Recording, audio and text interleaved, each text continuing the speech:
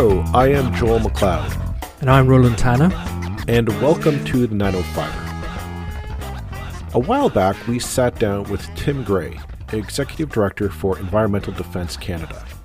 At the time, it was to discuss their interesting notion to sue the provincial government over the questionable Greenbelt deals which were happening. Little did we know that the reality behind the Greenbelt swaps would prove to be one of the biggest scandals in Ontario and even possibly Canadian history. As this summer progressed, more layers and information surrounding the Greenbelt scandal have come to light. Each new revelation adds a new level of corruption to this ongoing story, and we are only starting to see the bigger picture. The Greenbelt story is moving fast, and this episode is sort of an example of that. Last week, Environmental Defence alongside EcoJustice announced that they would be taking further legal action to sue the government to find out what further information they had surrounding the Greenbelt scandal. When we saw the notice, we immediately reached out to ask Tim Gray, Environmental Defence's Executive Director, to come on to the podcast, and he graciously agreed. The day that we recorded the episode, Paul Calandra, the Ontario Minister of Housing, announced that the provincial government would be rolling back their orders forcing municipalities in the 905 to expand their urban boundaries. As we try to keep up to speed with what's going on in Ontario development news, it's important to remember that it is grassroots organizations, such as Environmental Defence, as well as stellar reporting by independent journalism like the Narwhal, that is driving this story. To that end, we welcome to the podcast Tim Gray, Executive Director for Environmental Defence. This is his second time on the podcast. Tim has over 25 years of experience working on environmental policy with a background as a biologist and policy analyst. Tim joins us today.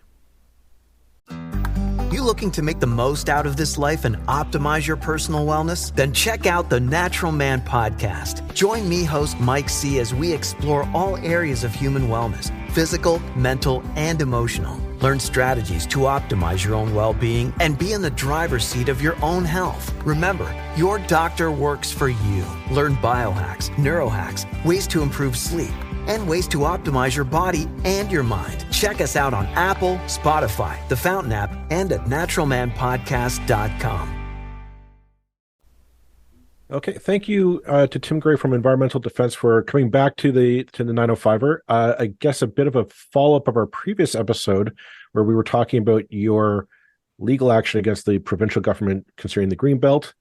Since that episode, a lot has come to light surrounding that topic. And yet you're not letting your legal action fall by the wayside. And that's why we want to talk to you. You've kind of relit the fire underneath that. And I'm wondering if you can just share with our listeners what's going on with that and why you're pushing this forward again. Yeah, well, good timing for today. As you probably, people will know by the time they hear this, the minister made an announcement today that they're going to be reversing the boundary expansions that they imposed on Hamilton and many other cities. All of these sprawl-inducing, destructive expansions onto farmland, forests, wetlands, etc. We of course will be watching the legislation they're promising, bring it forward, and if they do reverse all of the sprawl, then our lawsuit will no longer be needed. But the reason we went ahead with it was to achieve exactly what the minister is announcing today, which is to have all of this sprawl reversed. We know that we need to build homes inside of our towns and cities. We know that that's the best thing in terms of securing the housing supply that we need to make it affordable, to make it so that people can get from where they live and work back and forth across town to services, etc., more easily, avoid cars and gridlock. So, imposing massive low-density sprawl on the cities throughout the Greater Golden Horseshoe made no sense and was counter to all of the planning that we've been trying to do in this province probably for the last 25 or 30 years. So it's really, really important that it be stopped and be reversed. Mm-hmm. And that's what our lawsuit was fundamentally about. The fact, I guess, just so we're all listeners and all of us are on the same page, we're recording this on the Monday that the provincial government announced that it was going to be rolling back the boundary expansions that they had imposed on Halton, Hamilton, a number of other 905 municipalities, which seemed to be a complete 180 from what said they were going to do earlier. And I mean, it got my memory jogging there, and I thought this would make basically we're back to square one, aren't we, with development under this government? I mean, they've pretty much essentially rolled back every one of their major policies on development. And I think with this one, this is kind of we're almost back to where we were in when they were first elected back in 2015, I believe. We could be. I mean, I think we're partway there. One of the concerns that we have, both with the Greenbelt reversals and also with this, is that the minister has made Minister Calandra has made comments that make it sound like maybe they're going to start the process again and try and keep it cleaner, so to speak, because we know how not clean the one that they ran both on the Greenbelt and these expansions was from the Integrity Commissioner and the Auditor General's reports. But the concern is that the substance of the changes, they might come back at them again and try and paper that over with a process that isn't so clearly influenced by particular developers and getting particular properties designated. But the core of what they're doing here, even if it was done cleanly, is still very deeply regressive. The idea that a path forward for housing supply, sustainability, competitiveness for the Greater Golden Horseshoe is a 1950s highway first, followed by sprawl model is fundamentally flawed. So in addition to making these reversals on these boundary expansions and the Greenbelt attack, they need to revisit their plans to get rid of the growth plan, to gut the Planning Act, to remove all of the protections for wetlands, to remove the powers of conservation authorities, to weaken density requirements, because as you know, part of the changes they've made to the growth plan and the Planning Act remove the requirements to build more densely inside of our existing towns and cities, therefore just encouraging more and more sprawl. So the entire policy direction needs to be reversed, and we need to move forward with heavy investment in building affordable homes inside of towns and cities. And that means both addressing some of the barriers to building market housing, so barriers that stop developers and others with private capital from building affordable rental housing and market purchase housing, but also get back into the game of actually having governments build housing. Because the deeply affordable stuff that we need for people at the lower end of the income spectrum, that is never going to appear as a result of the market. The fact that we don't have any is a market failure, and we're not going to solve market failure by asking the market to fix it. It's just not going to happen, and everyone knows that. So they need to take the money that they're wasting on pro-sprawl policies, like trying to build this $10 billion Highway 413 that's going to go from Milton to north of Brampton, and the other Bradford bypass, which is going to go through the Holland Marsh, and instead focus this money on public infrastructure like public transit, but also build houses for people that can't possibly afford them in any other way. And then we'd start to see some real solutions to housing affordability emerge, and our cities being developed in a way that is going to make them prosperous in the future. I mean, that sounds like many good ideas that we've heard over the years, and indeed was kind of the focus of the regardless of which party was in government, was kind of the focus of the intensification objectives that have been in place really for much of the last 2 decades. This government obviously moved away from that. I mean, do you think there's any real chance that this government would ever say, hey, you know what, we're going to invest a load of money in actually building public housing or encouraging municipalities to get into the building projects, or is this simply a case of this is what you should do? Let's be real here, this isn't going to happen with these guys. Well, I think that government can change. I mean, I think if we were having this conversation even 2 months ago, there would have been a lot of folks would say, well, they're never going to reverse the Greenbelt attacks. They're never going to reverse these boundary expansions. And in fact, of course, the premier doubled down on the Greenbelt stuff by saying, "Oh, you didn't like the 15 properties we took out? Well, we're going to run a process to maybe take out 800." But you can only stand up to so much public outrage as a government, and in particular for both the Greenbelt and the boundary expansions. The manner in which it's done has attracted huge scrutiny in terms of the way that it was done, the influence peddling by developers, and of course there's a criminal investigation now underway by the RCMP. So that kind of doubled down on it. But I think that if this government was willing to listen to where municipalities want to go, listen to where the public wants to go, to look at actually the market trends of what kind of housing is being purchased, that they would recognize that we very much need to move in the direction of greater density inside of our towns and cities. Relative to most European cities, for example, we have very, very low density in most of our cities. Places like Hamilton in particular are so ready to have revitalization occur in major parts of the downtown core, especially the areas that will be serviced by the LRT once it's up and running. Massive, massive opportunities to recreate and enhance an already great city, but to really return it to the kind of vigor that I think people in Hamilton really want to see. Some of our newer post-war suburbs are going to take a lot more work. These were built to be car dependent, and building the proper density and transit infrastructure to make them work properly and to return a quality of life to people who live there is going to take a lot more investment. Hamilton's actually kind of lucky. It has a historical urban form that can be revitalized much easier than some of the post-war suburbs where we have.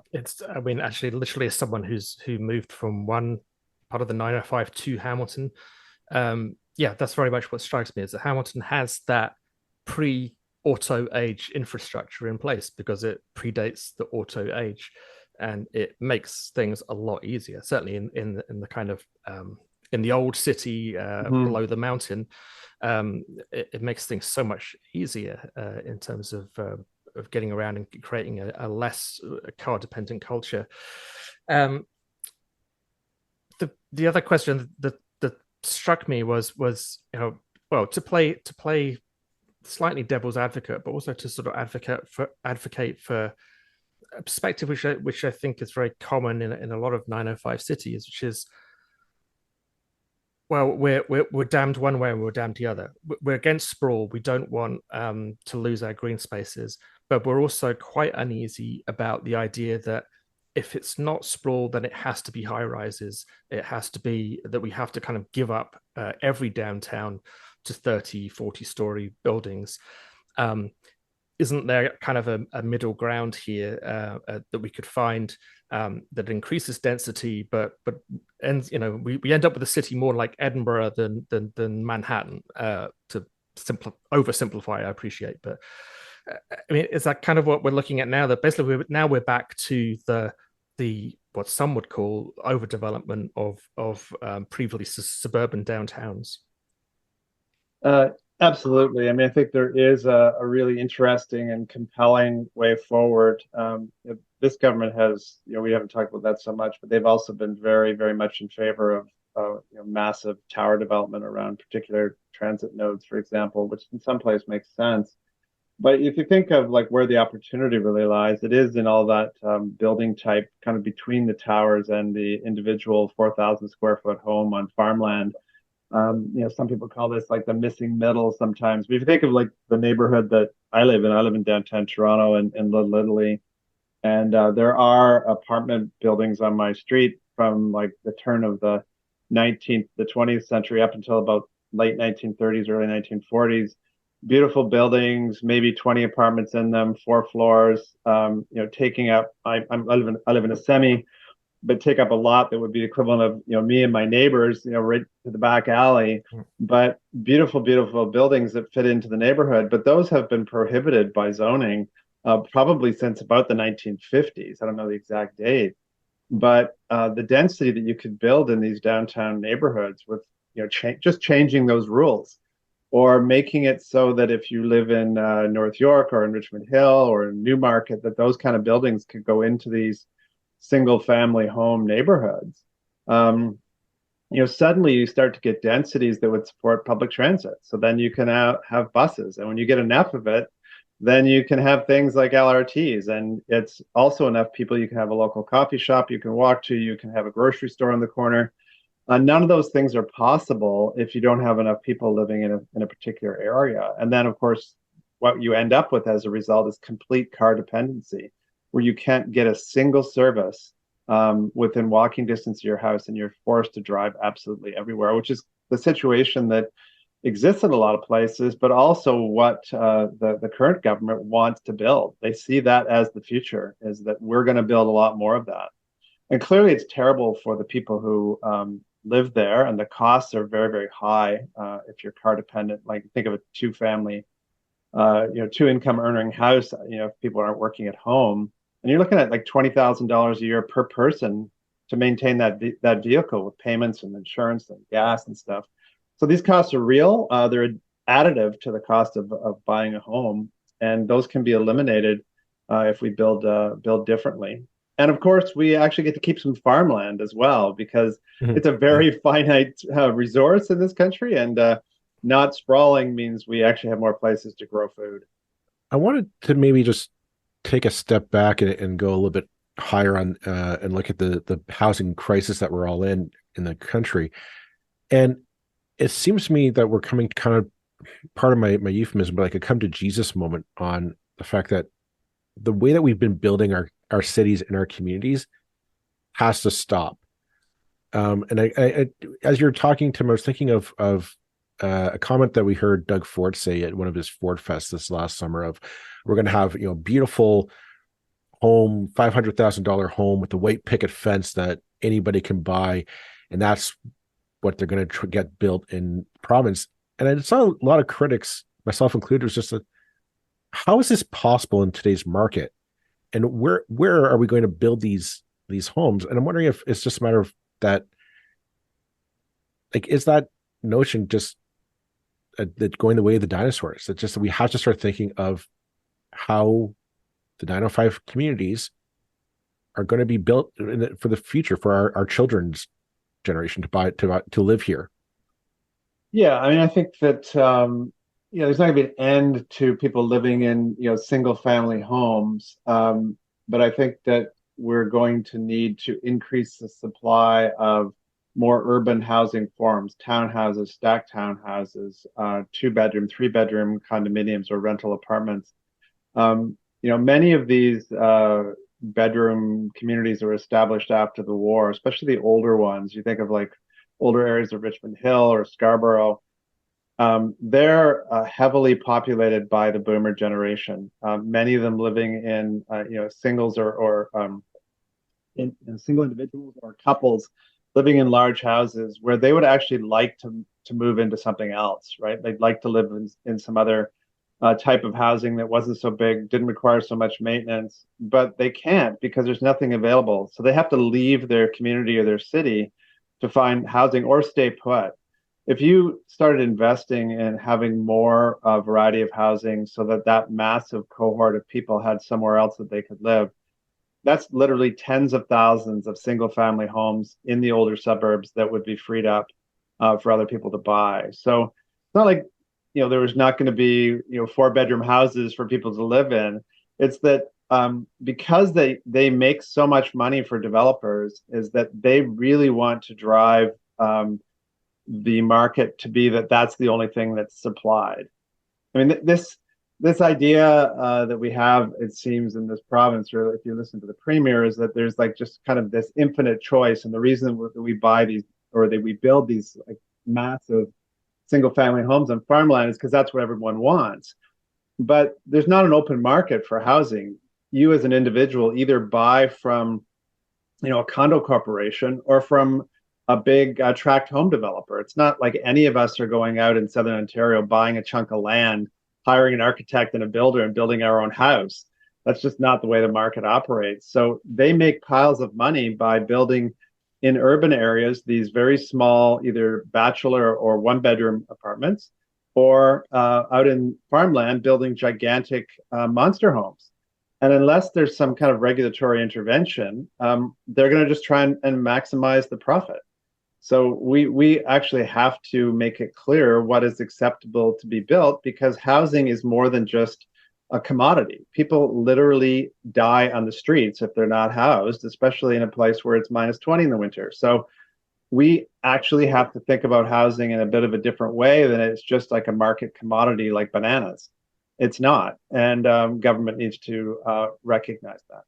You actually just raised a really good point that I don't think we've mentioned before on this podcast. I think it's worth just highlighting, is that in the past and in other countries,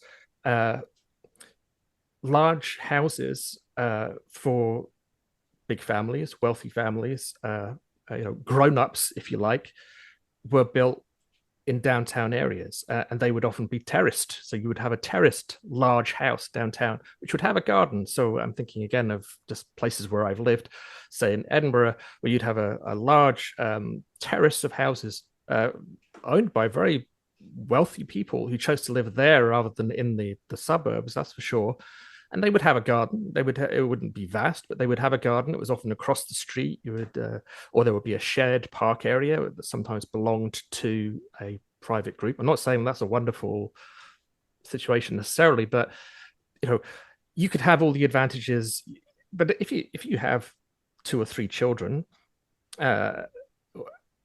what's your choice? You can't live in a bachelor pad in a new build. You're gonna go for the single family home because that's what gives you the space that you need for your family.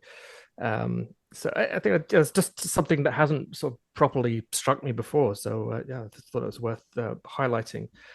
I had another point and it escapes me, but it will come back to me, Joel. I do. There's something I did want to touch upon, because this kind of bring back to the Greenbelt. The Greenbelt scandal is such quickly unfolding, and there just seemed, when we first had you on, the notion of you were going to take the province to court to find out what was going on, that seemed quaint at the time.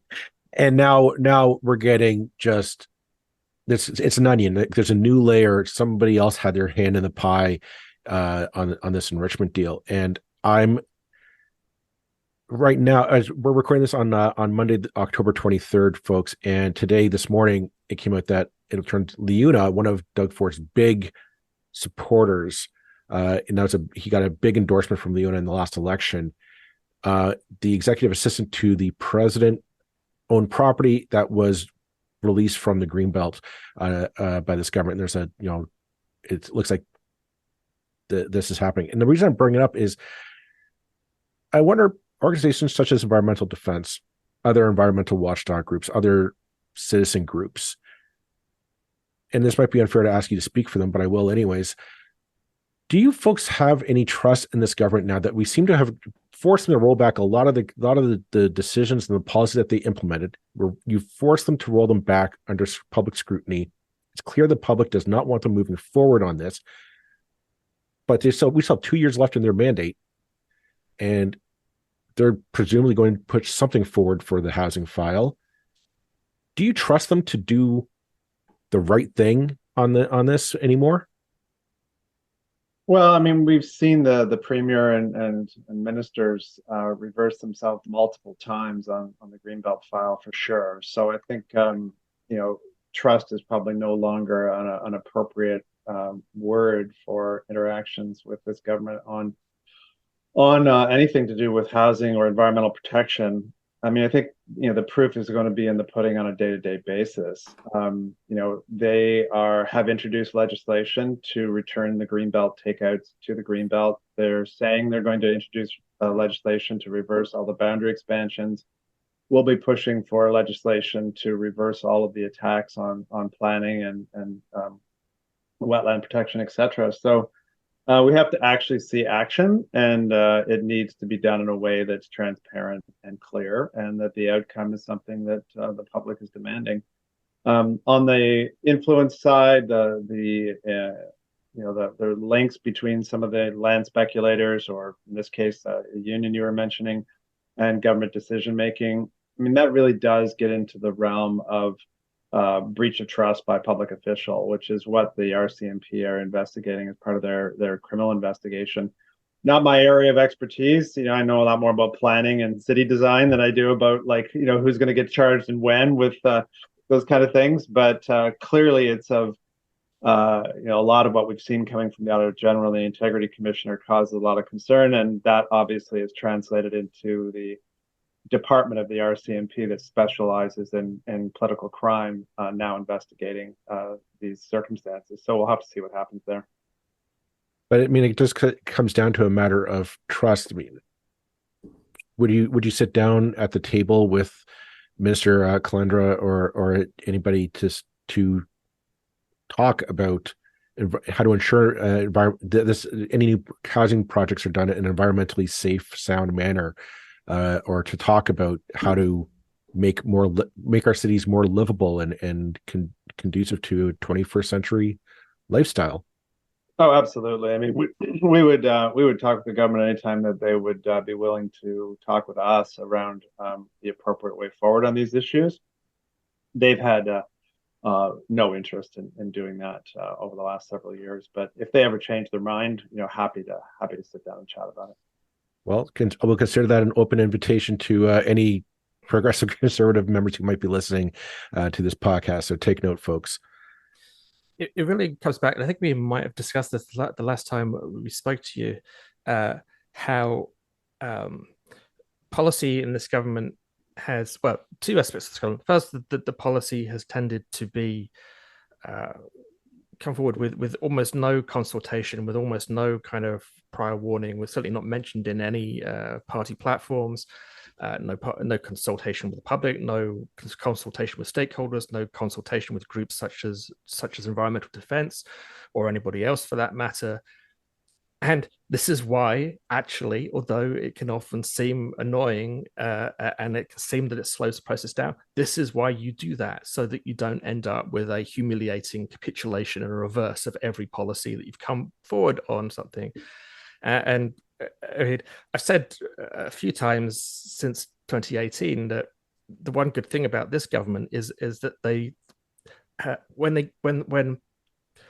the metaphorical whatever hits the metaphorical fan, they will reverse their positions, because they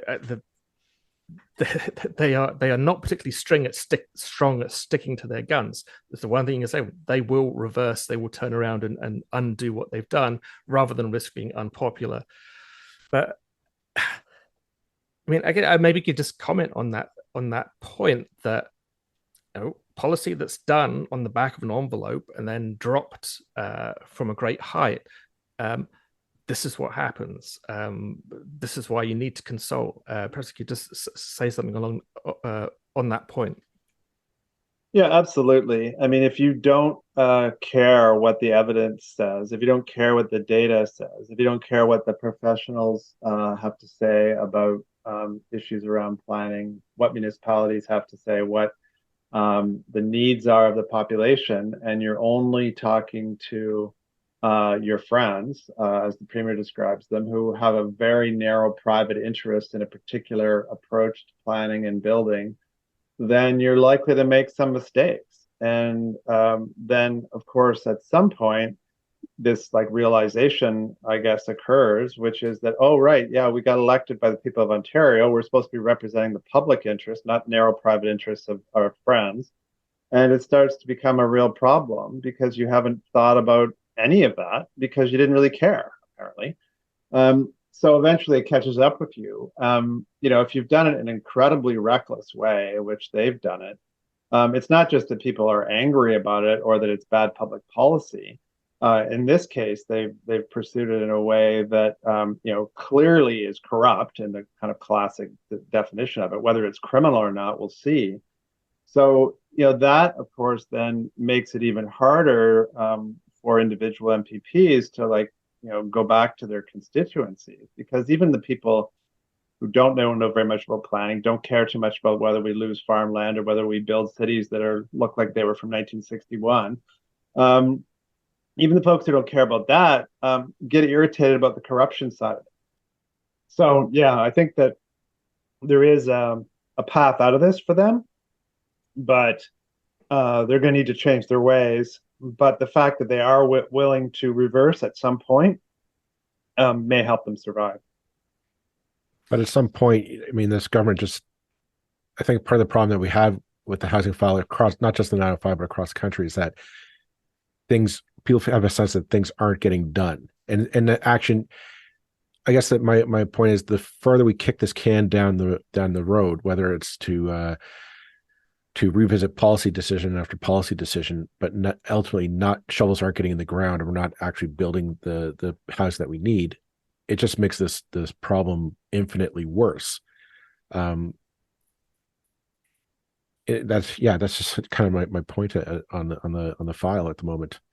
Yeah, I mean, I think that's true, and the provincial government was pretty convinced that they could just use the existence of the housing crisis to do whatever they wanted for the people that they were connected with. They could just say, we're knocking down everything. We're knocking down the walls. We're going to wreck everything. But it's because there's a housing crisis and this is going to build houses for you. But now we know that it wasn't for that. It was just that the crisis was a convenient excuse to give all kinds of presents to the folks that they're very close to. Mm-hmm. But to actually solve it is going to require both the focused attention of the provincial government and the federal government as well. Municipal governments, of course, are kind of already there, but their resources are limited. But the federal government, provincial government own land. They have huge financial resources at their disposal. They have the ability to change tax laws. They have ability to set up particular co-ops like we used to back in the 90s. There's all kinds of things that both of those levels of government can do, both here and then in other provinces. The question is are they going to do it? I think the political consequences of not addressing the housing crisis, though, are going to be very apparent. I mean, I think the federal government is at huge risk in the upcoming election if they're seen to be on the wrong side of this issue. And I think this government, after having said that they did all kinds of horrible, unpopular things to solve the housing crisis, if we get to 2026 and there's no change in housing affordability or housing supply in places where people need the houses, people are going to remember that, especially after they've been told that all of these horrible decisions were to build houses. I mean, actually, you mentioned the federal government, and I believe something that we talked about with you the last time you were on again, and certainly we spoke to Jennifer Keysman a few weeks ago. She mentioned it's mentioned by multiple people as if you could do one thing to ease the affordability crisis, what would it be? And that was to reduce the taxation on new builds, the tax that developers of rental accommodation have to pay as part of their costs. And the federal government announced that it was going to eliminate that cost on rental builds. And some of the provinces, I'm not sure if Ontario is one of them. Ontario says they will, yeah. Said, okay, they're going to match that and take off the PST. Is that, I mean, it kind of got buried under all the other things that have been happening in the news lately, including what the province is up to, but of course the rest of the world. Is that as much of a game changer as some people have suggested? It seems to be. Most of the commentary that I've seen coming from the development industry and people that work close with them in the planning world, people like Jennifer Keysman and others, really do think that it is going to make a significant difference in decisions around investment in rental housing. I think it's part of it. Another part that is often talked about is a return to the tax structures that it used to exist back in the 70s. They would allow you to carry forward profits from one building into the next one, right? Which they eliminated. And you can really see that, I don't know if it's just correlative. It seems more more predictive than that, you see the change from rental buildings in the 70s to condos as soon as they change those laws. So that's part of it. I think the end of exclusionary zoning in cities, as we were talking about, is absolutely key to get some of these mid-sized buildings put into neighborhoods within existing downtown neighborhoods that are already well serviced and are inherently more affordable for people because of where they're located. And then on the deeply affordable side, government's going to actually have to build these things. Either donate the land and have market build the housing, because of course land costs are a huge part of it in these big cities, or some and other mechanisms to deliver housing for people at the lower end of the income spectrum. It's got so far to hand now that only the top 2 or 3% of income earners, if you don't have wealthy parents, a big chunk of capital, or selling a house you already owned, can actually get into the market. Mm-hmm. Most of the people that are making very, very good incomes in Toronto would not qualify for a mortgage with the current interest rates and their income. So that is totally not sustainable for our society, that people making $250,000 a year can't buy a house. Like, that's insane. You keep bringing back to the notion of not notion, the idea of governments actually building affordable housing rental properties. And it strikes me that we seem to be approaching the housing crisis with two different philosophies in mind. On the I'm going to say the progressive side of the equation, people want to see government getting involved, like shovels in the ground, putting funding behind actual building projects. And then you have those on the right, more conservative, small c conservative thinking of government needs to get out of the way. That kind of Reagan-esque idea of government cannot solve this because government is just going to make the problem worse. Where do you see yourself in that? Or where would you see yourself in that kind of equation of how do we solve that? Is it just get out of the way and let the market take care of it, or do we actually have to start putting our backbone into it and build the things ourselves at some point? Yeah, I think you have to look at the evidence. Like, government got out of building homes in the 90s. So we've had a 30-year run of letting the market solve it, and now there's no affordable homes. So I think we can see that letting the market provide hasn't worked for us. So unless we just want to say, well, it's because we haven't let it work long enough, or if we just wait another 30 years, maybe some housing will magically appear. I think that's unlikely. I think, like most problems, there's probably a mix here of need for government involvement, both in terms of tax law, regulation, setting the playing field, to encourage the market to perform as best as it can. And then for the parts of society that can't be reached by the market, and because housing is so expensive now, significant portions of our population are not going to be housed in any foreseeable way by the market. So government has to get back into the business of providing housing for those people, preferably in a manner that is mixed, is co-op oriented, leads to home ownership, addresses some of the things we've learned about government housing and the negative stereotypes associated with that. There are models that have worked really well where government is involved in housing without it becoming housing that isn't looked after, becomes poor quality and dependent on ongoing government support. But there are models, and we used to use them, and we stopped. I grew up in a town. Well, most towns in Britain would qualify as this, but certainly my town was 50% of the housing, something like that. Certainly in terms of area, about 50% of the available housing in the area that I grew up was government-built housing, municipal housing, rented housing.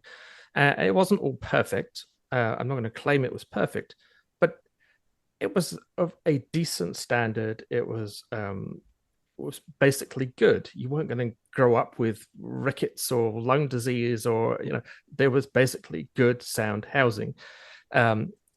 Pretty dense housing as well. Again, built in an age where everybody assumed that working class people would never own a car, so it became a bit of a problem in the 70s. But anyway, like I say, not perfect, but basically good. And also, not a financial drain on the municipalities who owned and operated that housing. People who live in those houses pay rent. It may be a modest rent, but it's rent. It's part, but the rules here work so much against that kind of situation. A municipality can't say we want to build 20,000 houses. Can we get a bank loan, please? You can't do that. So right there, it's game over for any kind of major development, unless the law changes. How big of a change would we need, not just in kind of sort of our kind of ideological outlook, but in just the legal basis to allow that kind of development to happen? Yeah, we would need changes for sure, and I think both the provincial and the federal governments have the authority to make these kind of changes.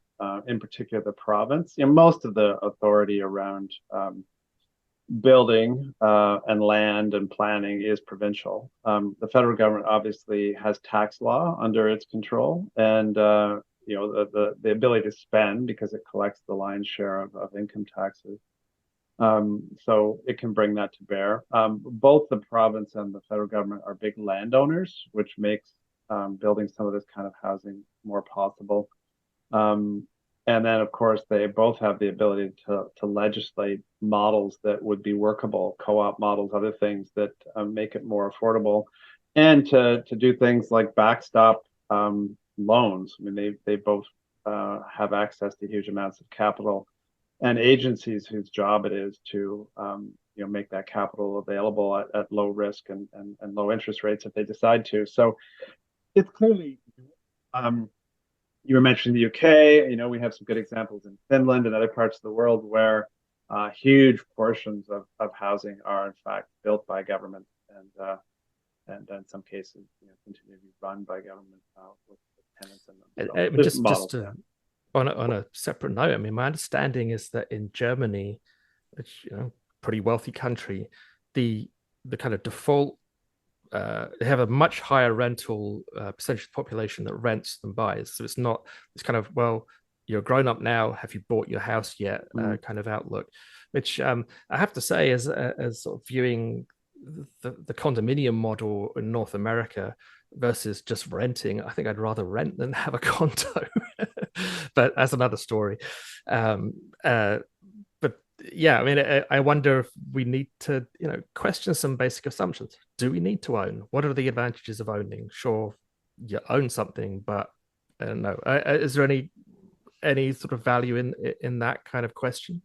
Yeah, for sure. You have multi-generational renting that occurs a lot in European cities. I have a friend in Paris whose grandmother, the apartment he has was his grandmother's apartment starting in the 1930s, right? So, this happens and is very, very common. I think here, in particular over the last, say, 25 years, there's been such a conversion of housing into being a commodity, and so much conversation about it as being a place or being a vehicle to make a lot of money, that housing stopped being what it was when I was a kid, which is that you built a house to live in. You didn't have this idea that was going to be your income source. Mm-hmm. You look to savings and other mechanisms of wealth creation and generation to provide your income, because the idea was you would live in your house and that it was not a commodity. And of course the housing market wasn't escalating at such a huge pace that it is now. So we're living in a world where a lot of what we've seen in the marketplace is a result of that commodification, I think, and this resulting run on housing prices that have just taken them to a level that has skewed the market so much. I just remembered, I know we're coming to the end, and yeah. I just remembered the point I wanted to make earlier, and I'm just going to indulge me for a second. You mentioned at one point the kind of the big sort of McMansions that do get built in single family home neighborhoods, and there's that irony that you can build a big McMansion, but you can't build a building which should be, in terms of footprint, would probably be identical, which would house 3 families. You'll never get that passed, and that actually goes to the issue of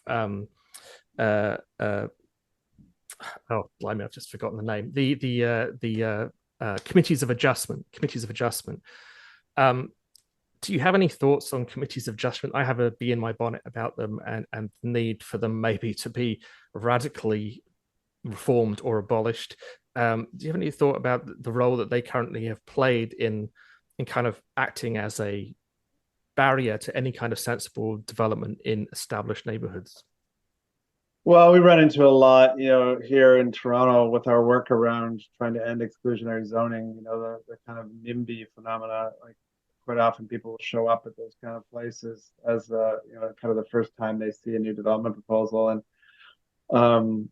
we've seen a lot where people kind of bring forward environmental concerns that aren't particularly environmental. And, quite often we will show up and just say, well, we actually, work in an environmental organization with kind of deep policy knowledge here, and there's not environmental concerns about this project.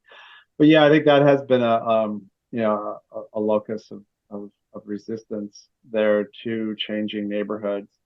And I think that is why that a lot of the changes we need to be put in place so they're done by right, so that you don't have to go through like individual applications. Like, the example I was giving in my neighborhood, we need to change it so that if you want to build a 3 or 4 story 20-unit building on a property in my neighborhood, you should be able to do it. It's different if somebody's going to build like a 30-story building in the middle of a single family residential neighborhood, and half the houses would be at 8 hours of shade every day, right? That's a complete change of the character of the neighborhood. But if you have 3-story houses in the neighborhood and you're going to build a 3-story apartment building that fits the character, but it's going to house 10 times as many people, maybe that makes some sense. And the city has an overriding interest, or the province has an overriding interest in making that possible, given what we're facing. I see that we're coming up on our time with you, Tim. I do want to close off, kind of circle back to why we had you on.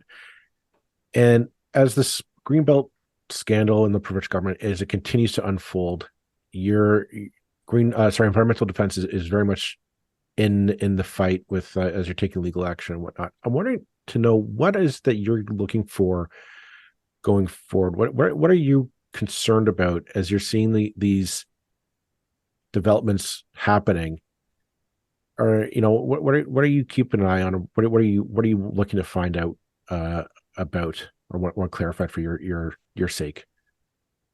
Yeah, I mean, the outcome we want to see is a move to building the kind of cities that are going to make sense for the people that live in Southern Ontario. So these are cities that are denser, serviced by public transit, walkability, services that you can get to a higher quality of life, greater productivity, etc. The things that we know happen when cities are designed properly. Of course, the co-benefits of that are protecting the Greenbelt, protecting farmland, having local food, higher air quality, water quality, all the good things that come with the ecosystem services that are not destroyed by paving them over with low density sprawl.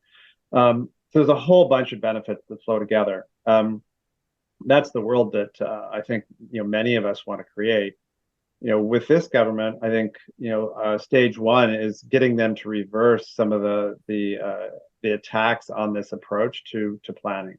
The Greenbelt was a big part of that. Boundary expansion is another. Next is to reverse all of the policy and legislative changes that mandate sprawl instead of encouraging the cities that we need.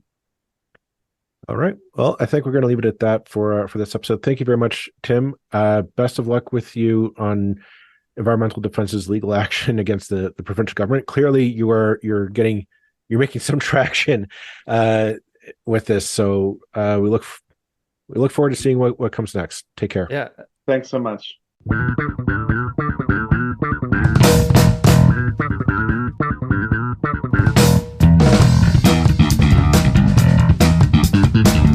That's it for this episode of the 905er. Thank you for listening.